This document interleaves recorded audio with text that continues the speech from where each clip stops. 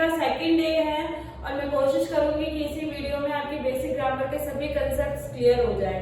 कल हमने पढ़ा था फ्रेज और क्लोज के बारे में। Today we will learn about sentence, कि सेंटेंस में किस किस चीज को इंक्लूड किया जा सकता है और कैसे सेंटेंस के जो भी पार्ट्स होते हैं उसकी डिवाइडेशन की जा सकती है।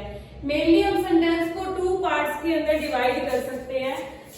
सेंटेंस के टू पार्ट्स होते हैं जिसके अंदर फर्स्ट पार्ट होता है हमारा सब्जेक्ट और सेकंड पार्ट होता है प्रेडिकेट। सब्जेक्ट आपको मैंने बताया था, the doer of any work is called subject. किसी भी काम को करने वाला व्यक्ति क्या होगा? Subject. About what we talk is called subject. जिसके बारे में हम बात करते हैं वो भी हमारा क्या होगा? सब्जेक्ट। अब सब्जेक्ट कैसे बन सकता है? सब्जेक्ट के अंदर मेनली हम दो चीजों को इंक्लूड कर सकते हैं। एक तो होता है क्वालिफायर और एक होता है हमारा मेन वर्ड। मेन वर्ड होता है जो सब्जेक्ट को डिफाइन करता है और क्वालिफायर होता है जो कि मेन वर्ड की क्वालिटी बताए, उसे हम क्वालिफायर बोलते हैं। क्वालिफायर को भी आगे 3 पार्ट्स में डिवाइड किया जा सकता है, मतलब क्वालिफायर के अंदर 3 चीजों को इंक्लूड किया जा सकता है। डिटरमिनर्स, डिटरमिनर्स वो होते हैं जिसके अंदर हम सारे आर्टिकल मतलब a and the, some, any, इस तरह के वर्ड्स जितने भी डिटरमिनर्स होते हैं, जितने भी पॉजेसिव एडजेक्टिव होते हैं उन सभी को ऐड करते हैं। जैसे माई, हिज, आर, ये सारे हमारे क्या होंगे? डिटरमिनर्स। एडजेक्टिव होता है जो किसी की एडजेक्टिविटी बताए, मतलब नाउन की विशेषता बताने वाले वर्ड, वो हमारा क्या होगा? एडजेक्टिव। एडजेक्टिव मैंने आपको बताया था हमेशा हमारे मेन वर्ड से पहले यूज होगा और एडजेक्टिव फ्रेज हमेशा हमारे मेन वर्ड से बाद में यूज होगा। एग्जांपल लाइक माय फ्रेंड, तो यहाँ पर माय क्या है? डिटरमिनर। और अगर मैंने लिखा माय बेस्ट फ्रेंड, तो माय क्या होगा? डिटरमिनर, क्योंकि पॉजेसिव एडजेक्टिव है। बेस्ट हमारी एडजेक्टिविटी को बता रहा है, तो ये हमारा क्या होगा? एडजेक्टिव। और फ्रेंड क्या होगा हमारा? Main word. और अगर मैं लिखा my best friend in new dress, यहां पर माय क्या होगा? डिटरमिनर, बेस्ट क्या होगा? एडजेक्टिव, फ्रेंड क्या होगा? मेन वर्ड और इन न्यू ड्रेस क्या हो जाएगा? Adjective phrase. तो इसको कंप्लीट हम क्या बोल सकते हैं? सब्जेक्ट। और ये सारे हमारे सब्जेक्ट के ही पार्ट होंगे जिन्हें हम क्वालिफायर और मेन वर्ड के अंदर डिफाइन कर सकते हैं। अब हम पढ़ते हैं कि प्रेडिकेट क्या होता है। प्रेडिकेट के अंदर किन किन चीजों को इंक्लूड किया जा सकता है? मेनली हम कहते हैं कि हमारी वर्ब को और ऑब्जेक्ट को इंक्लूड किसमें किया जाता है? प्रेडिकेट के अंदर। लेकिन प्रेडिकेट के इसके अलावा भी कुछ चीजें लिखी जा सकती है। जैसे प्रेडिकेट के अंदर सबसे पहले हम पढ़ते हैं वर्ब क्या होती है। वर्ब मैंने आपको बताया था कि किसी भी क्रिया, जो भी क्रिया हम कर रहे हैं, जो भी काम हम कर रहे हैं, उसे हम क्या कहेंगे? वर्ब कहेंगे। वर्ब भी 2 टाइप्स की होती है, एक हेल्पिंग वर्ब और एक main verb. Helping verb total कितनी होती है हमारी? 24। सबसे पहले हेल्पिंग वर्ब को देखो। हेल्पिंग वर्ब के अंदर 24 हेल्पिंग वर्ब्स को इंक्लूड किया जाता है, जो कि हम 11 और 13 के अंदर डिवाइड कर सकते हैं। 13 हमारे मोडाल्स होते हैं, can, could, may, might, must, would, should, will, shall, ought to, need not, used to। ये 11 हमारी टेंस से रिलेटेड हेल्पिंग वर्ब होती है, जैसे do, does, was, were, do, does, was, were, is, am, are, ये सारे हमारी हेल्पिंग वर्ब्स होती है। 11 हेल्पिंग वर्ब्स जिसे हम मेन वर्ब की तरह भी यूज कर सकते हैं। 11 हेल्पिंग वर्ब्स को मेन वर्ब भी बना सकते हैं और हेल्पिंग वर्ब भी बना सकते हैं। जब हमारे सेंटेंस में हेल्पिंग वर्ब के बाद में मेन वर्ब दी जाएगी तो ये 11 helping verbs as a helping verb consider की जाएगी, और जब हमारे सेंटेंस में मेन वर्ब नहीं दी जाएगी तो यही हेल्पिंग वर्ब्स हमारी मेन वर्ब का काम करेगी। अब हम बढ़ते हैं मेन वर्ब क्या होता है। मेन वर्ब की वैसे तो कोई लिमिट नहीं है, जितने एक्शंस है उतने हम मेन वर्ब्स बना सकते हैं, लेकिन मेन वर्ब्स को हम डिफाइन कर सकते हैं 2 पार्ट्स के अंदर। जैसे हम बोलते हैं ना कि वर्ब की फर्स्ट फॉर्म, वर्ब की सेकंड फॉर्म एंड वर्ब की थर्ड फॉर्म, वो देख लेते हैं। जो मेन वर्ब्स होती है उसे हम बोलते हैं रेगुलर वर्ब्स के अंदर डिफाइन कर सकते हैं और इररेगुलर। रेगुलर वर्ब्स कौन सी होती है? जिसके अंदर पीछे ईडी लगा होता है, जैसे वॉश्ड, वॉच्ड, जिसको सेकंड फॉर्म और थर्ड फॉर्म बनाने के लिए हमें ईडी को कनेक्ट करना पड़ता है, और जिसके साथ में ईडी नहीं लगता वो होती है हमारी इररेगुलर वर्ब्स, जैसे गो, वेंट, गोन।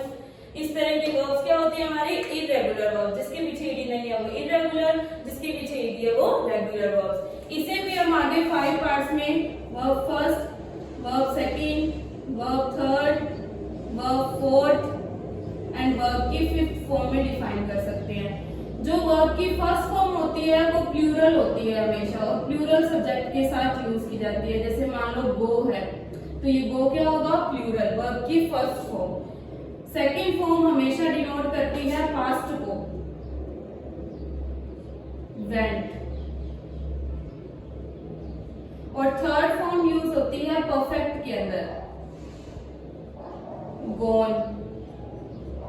फोर्थ फॉर्म यूज होती है कंटिन्यूटी दिखाने के लिए, कंटिन्यूटी, गोइंग, और इसके अंदर हमेशा वर्ब फर्स्ट के साथ में क्या ज्वाइन हो जाएगा? आईएनजी। आईएनजी फॉर्म को वर्ब की फोर्थ फॉर्म भी बोलते हैं। प्रेजेंट, प्रेजेंट के अंदर भी यूज होती है, पास्ट के अंदर भी यूज होती है, और फ्यूचर के अंदर भी यूज होती है, और इसे वर्ब फर्स्ट आईएनजी भी बोलते हैं।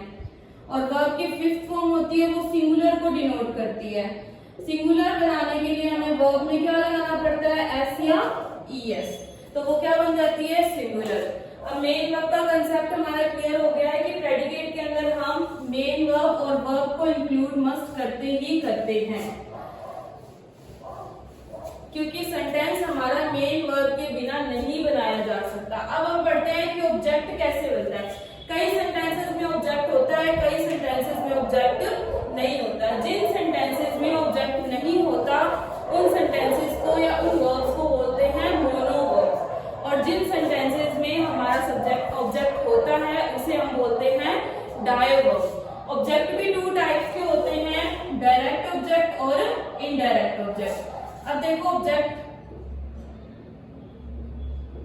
ऑब्जेक्ट को भी हम 2 टाइप्स में, डायरेक्ट और इनडायरेक्ट के अंदर डिफाइन कर सकते हैं।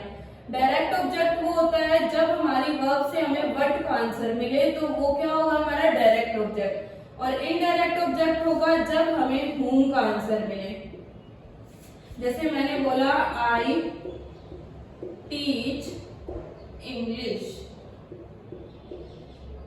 व्हाट आई टीच, तो यहाँ पर किसका आंसर मिल रहा है? हमें व्हाट का, तो ये हमारा क्या हो जाएगा? Direct object. और मैंने लिखा आई टीच यू इंग्लिश, तो यहाँ पर यू किसका आंसर है? whom का, कि मैंने किसे पढ़ाया? तुम्हें। किसे पढ़ाती हूँ? तुम्हें, तो ये हमारा क्या हो जाएगा? Indirect object. और क्या पढ़ाती हूँ? इंग्लिश, तो ये क्या हो जाएगा? हमारा डायरेक्ट ऑब्जेक्ट। तो ऑब्जेक्ट को हम 2 टाइप्स में डिफाइन कर सकते हैं, डायरेक्ट और इनडायरेक्ट। कई सेंटेंसेस में सिंगल ऑब्जेक्ट का भी यूज किया जाता है, जैसे फर्स्ट सेंटेंस है, और कई सेंटेंस में हम डबल ऑब्जेक्ट का भी यूज करते हैं, और कुछ सेंटेंसेस ऐसे भी होते हैं जिसके अंदर ऑब्जेक्ट का यूज ही नहीं किया जाता। तो प्रेडिकेट के अंदर एक पार्ट बोल सकते हैं कि ऑब्जेक्ट को इंक्लूड किया भी जा सकता है और नहीं भी। अब हम पढ़ते हैं कॉम्प्लीमेंट के बारे में। कॉम्प्लीमेंट होता है जो हमारे सब्जेक्ट या ऑब्जेक्ट को डिफाइन करे, वो क्या है? हमारा कॉम्प्लीमेंट। जैसे कॉम्प्लीमेंट को भी 2 टाइप में डिफाइन कर सकते हैं, एक सब्जेक्ट और एक ऑब्जेक्ट कॉम्प्लीमेंट। जैसे मान लो मैंने बोला आई एम अ टीचर। अब देखो यहाँ पर आई के लिए ही क्या यूज हुआ है? टीचर, कि मैं ही क्या हूँ? टीचर, तो ये मुझे डिफाइन कर रहा है, तो ये होगा हमारा सब्जेक्ट कॉम्प्लीमेंट। जब ऐसे वर्ड जो हमारे सब्जेक्ट के लिए ही यूज होते हैं तो उसे हम क्या बोलेंगे? Subject complement. और इनके बीच जो वर्ब यूज हुई है इसे हम क्या कहेंगे? मेन वर्ब, क्योंकि इसके बाद में कोई भी वर्ब यूज नहीं हुई, मतलब मेन वर्ब की तरह कुछ भी नहीं आया, तो हमारी हेल्पिंग वर्ब ही किसका काम करेगी? मेन वर्ब का। और यहाँ पर जो एम है उसे हम स्टेटिव वर्ब भी बोल सकते हैं और लिंकिंग वर्ब भी बोल सकते हैं। क्योंकि ये हमारे सब्जेक्ट और सब्जेक्ट कॉम्प्लीमेंट को जोड़ने का काम कर रही है। तो स्टेटिव वर्ब मतलब स्टेट बता रही है कि हमारा जो सब्जेक्ट है वो किस स्टेट पर है, और लिंकिंग का काम कर रही है, इसीलिए हम स्टेटिव और लिंकिंग और मेन वर्ब इसे तीनों ही बोल सकते हैं। अब बात आती है ऑब्जेक्ट कॉम्प्लीमेंट की। ऑब्जेक्ट कॉम्प्लीमेंट हमेशा ऑब्जेक्ट के बाद में यूज किया जाएगा। जैसे मैंने बोला माय फादर कॉल्स मी ढोला। जैसे मान लो मैंने बोला कि मेरे पिताजी मुझे ढोला बोलते हैं, तो यहाँ पर मुझे के लिए क्या यूज हुआ है, ढोला। यहाँ पे नाम है ये ढोला, तो यहाँ पे ये क्या होगा, ये होगा हमारा ऑब्जेक्ट, क्योंकि यहाँ पे किसे बोलते हैं, होम का आंसर मिल रहा है, तो होम का आंसर हमारा क्या होता है, इनडायरेक्ट ऑब्जेक्ट। और यहाँ पर ऑब्जेक्ट के लिए ही ये वर्ड यूज हुआ है, तो इसे हम क्या कहेंगे, object complement.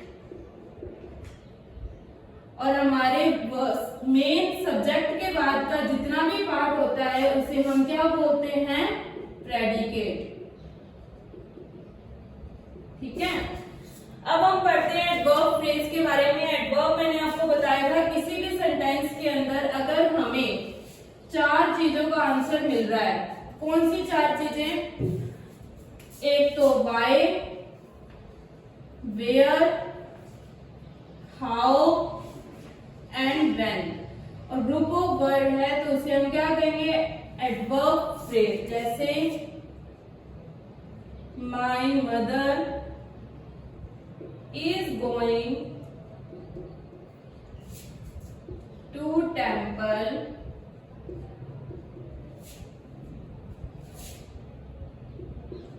on Monday. My sister has taught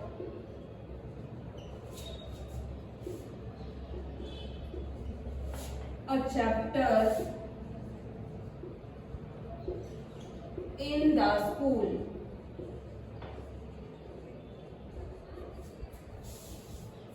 तो देखो माय मदर, यहाँ पर माय क्या होगा, हम इसको डिफाइन करते हैं पूरा। माय क्या होगा हमारा, डिटरमिनर। मदर क्या होगा हमारा, मेन वर्ड, और इन दोनों को मिलाकर हमारा क्या बना, सब्जेक्ट। इज गोइंग, इज क्या होगी हमारी हेल्पिंग वर्ब, और गोइंग क्या होगी हमारी मेन वर्ब, और इन दोनों को मिलाकर क्या बना, वर्बियल फ्रेज। टू टेम्पल कहाँ जाती है, वेयर का आंसर मिल रहा है, तो ये क्या होगा, एडवर्ब फ्रेज। कब जाती है, ऑन मंडे, तो यहाँ पर ये भी क्या होगा हमारा, एडवर्ब फ्रेज। यहाँ पर सेकंड सेंटेंस में देखो माय, माय क्या होगा हमारा, डिटरमिनर या पॉजेसिव एडजेक्टिव जिसे डिटरमिनर में इंक्लूड किया जाता है। सिस्टर हमारा होगा मेन वर्ड, हैज हमारी होगी हेल्पिंग वर्ब, टॉट हमारी होगी मेन वर्ब, और इन दोनों को मिलाकर क्या बनेगा, वर्बियल फ्रेज। अ चैप्टर क्या होगा, व्हाट का आंसर मिल रहा है, क्या पढ़ाया, चैप्टर पढ़ाया, तो ऑब्जेक्ट होगा जिसे हम क्या कह सकते हैं, डायरेक्ट ऑब्जेक्ट, क्योंकि यहाँ पर व्हाट का आंसर दिया जा रहा है। इन द स्कूल कहाँ पढ़ाया, वेयर का आंसर मिल रहा है, तो मतलब क्या है, एडवर्ब है, तो एडवर्ब को क्या कह सकते हैं, ग्रुप ऑफ वर्ड है, तो एडवर्ब फ्रेज। ठीक है। तो हम प्रेडिकेट के अंदर वर्ब को, ऑब्जेक्ट को, कॉम्प्लीमेंट को और एडवर्ब फ्रेज को इंक्लूड कर सकते हैं। अब होप सो कि आपको ये सारे कंसेप्ट क्लियर हो गए होंगे। कोई भी टॉपिक स्टार्ट करने से पहले हमारे बेसिक नॉलेज को कंप्लीट करना जरूरी है, तो आप ये वीडियो जरूर देखिएगा। Thank you and subscribe our channel and like our video.